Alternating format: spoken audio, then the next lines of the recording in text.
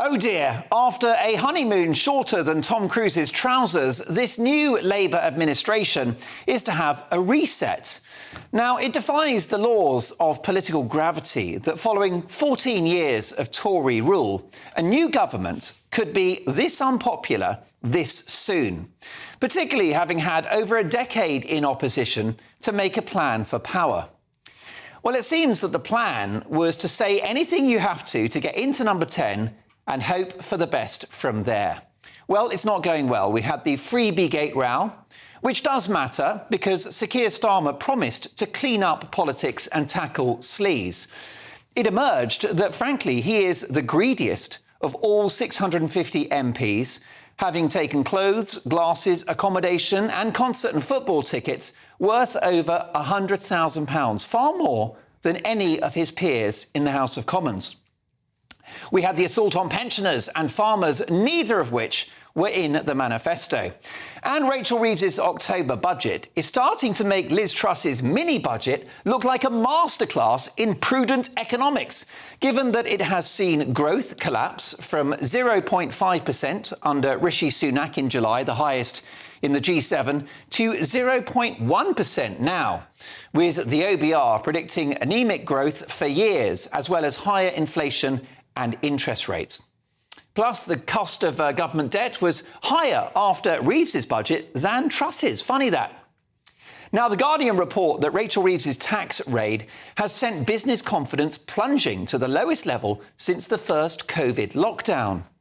The Institute of Directors say that the Chancellor's record tax rises are undermining economic growth and cutting off investment plans, with bosses forced to slash pay rises, sack staff and raise prices to cope with the £25 billion national insurance increase. Now, Sir Tim Martin, the Wetherspoons boss and one of my total heroes, said the following this week. He said all democratic governments need to manage the relationship between an economic horse and a public services card. Society needs both. This government has disincentivised and discouraged the horse. He's right. We are headed for the knacker's yard. In the last 4 months, we've seen the scrapping of the Ofsted one-word inspection, taking choice and important information away from parents. We've seen a tax raid on private schools, devastating for the more than 3,000 kids whose education will be disrupted as they add a burden to an already oversubscribed state sector. And we've had the chaos, the absurd surrender of the Chagos Islands, which has enraged not just President-elect Donald Trump, but the new Premier of Mauritius too. Not so much statecraft there as what a state. There was the Rachel Reeves CV fiasco and her claims to be an economist, but possibly only an economist with the truth. And the Transport Secretary, Louise Haigh, resigns following an historic conviction for fraud over a work mobile. Well, she's got plenty of time on her hands now to choose a new model from the Carphone warehouse. Perhaps she's still got a few Nokia 8210s knocking around in a drawer at home. There was Labour's sellout to the unions and the inflation-busting pay rise awarded to junior doctors and train drivers. And this week, Sir Keir Starmer criticised open borders and that crazy figure of over 1 million people entering the UK in 2023 alone, even though he himself has previously blocked measures to get numbers down, and he axed the Rwanda plan, our only deterrent to stop the boats. And as the closure of Ellesmere Port demonstrates, this government's pursuit of net zero is going to hurt business, hurt the economy, cost taxpayers and cost jobs. So whether it's the bacon sandwich mutilating Ed Miliband, Sharon Stone tribute act Angela Rayner, or slavery reparations fan and Donald Trump troll David Lammy, it's hard to see any member of the cabinet that isn't an astonishing liability. And that's why last night's panel on this show speculated that if Starmer were to go, his replacement would probably be even less popular. And now there's talk of a reboot. That's right, a terrifying sequel to this Labour government, like The Hangover Part 2, but worse. This new administration is proving to be the nightmare on Downing Street, made up of the good, the bad and the ugly. and it's embarked on a mission impossible. A bit like Titanic, we know how this one ends.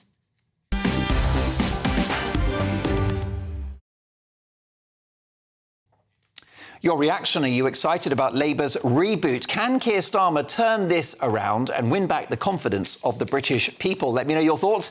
gbnews.com/your say. First up, tonight's top pundits, we have former Conservative MP Michael Fabricant. We also have the editor-at-large at the Mail newspaper. That is Charlotte Griffiths, Mail on Sunday, I should add, and television news legend Michael Crick. Great to see all three of you. Charlotte, let me start with you. Can Keir Starmer turn this one around? He's going to have a reboot, a refresh. Will it work? I don't think it's going to work. I think it's an admission of guilt. It's so embarrassing that he's even planning this thing. And he's claiming that it's been in the works for ages and wasn't conducted in the last few weeks. But I think it's a sort of admission that things have gone horribly wrong.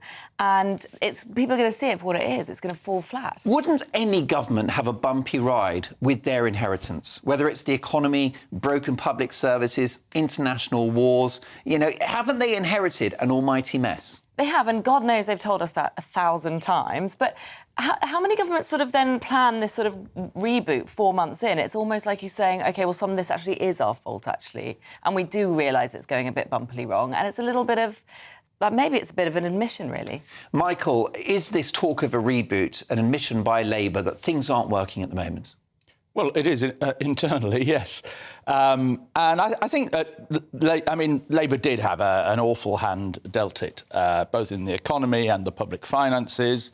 And it looks like it's difficult to see the economy getting better very quickly, particularly with the prospect of tariffs, thanks to President Trump.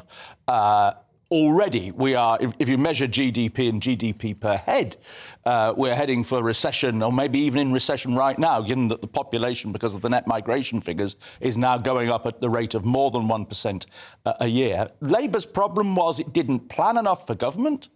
It didn't expect to win, actually, until very late in the day. Second, I think the government lacks talent. And I think the government also lacks, particularly Starmer himself, people with political instincts.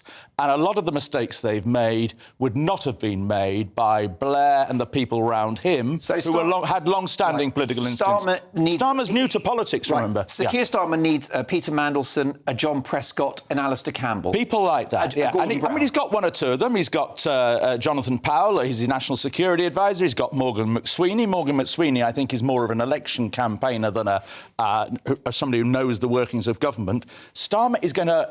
his ministerial team is very weak. That's partly because the Parliamentary Labour Party was very weak, because nobody wanted to be a Labour MP in the Corbyn years. Some very talented people came in at the election, and Starmer is clearly fast-tracking them into high ministerial office. You saw that with Heidi Alexander this week. But it is... I think Labour's going to find it really difficult to win a second term. Fascinating. Well, listen, earlier, GB News spoke to the Chancellor of the Duchy of Lancaster, Pat McFadden, about how Labour are doing in power so far. Take a listen. Been an absolutely disastrous start to the Labour administration, hasn't it? Not at all. We've had a good increase in the minimum Mr. wage. McFadden. We've had more help for carers. We've had a freeze in the fuel duty. We've protected the pay slips of people, as we said we would in our manifesto. We've had a lot to sort out. You're right. Had to sort out a collapsing prison system. We're having to start to get the NHS waiting list down. We've got legislation going through on transport that we talked about earlier. We've got a big agenda, and this week we're going to take that forward with a new plan for change. Interesting interview. Michael Fabricant, good to see you. You're out of the Commons now, so you can be honest. You can say what you really... Well, I am, and I always do with you. You're very honest. What do you think about all this? Well, look, first of all, this nonsense. I was shocked, actually, that even you, Charlotte, believe this nonsense, that they inherited a bad situation. First of all, we have the fastest-growing economy in the G7. And, yes, there was a lot of debt per capita, but less than France, less than the United States, less than Italy.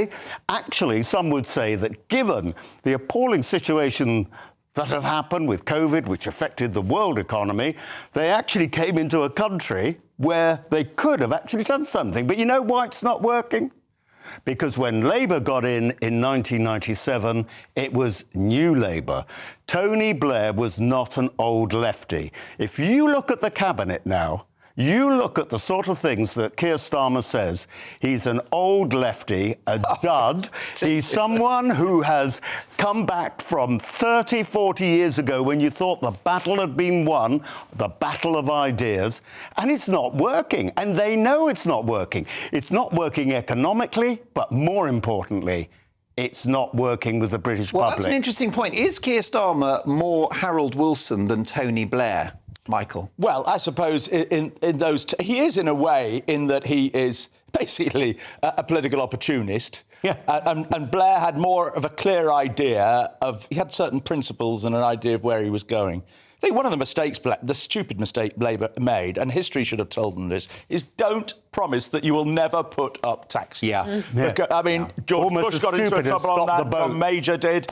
And to say you're not going to put up income tax or national insurance or VAT doesn't leave you with many options. And as a result, it's business that's been clobbered in a huge way rather than the pain spread out as Jeremy Hunt would have had to do, or whoever had succeeded him as a Conservative Chancellor if there had been one.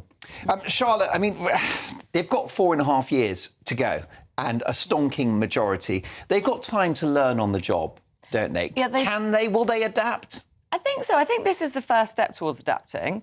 And I think that actually a leadership contest would have been triggered if it had been later on in the Premiership. With that list that you read out earlier, I mean, it is a terribly long to-do list of things they've got to change. But, he's got so long to go, there's no point in triggering a leadership contest. So. Fascinating stuff. Well,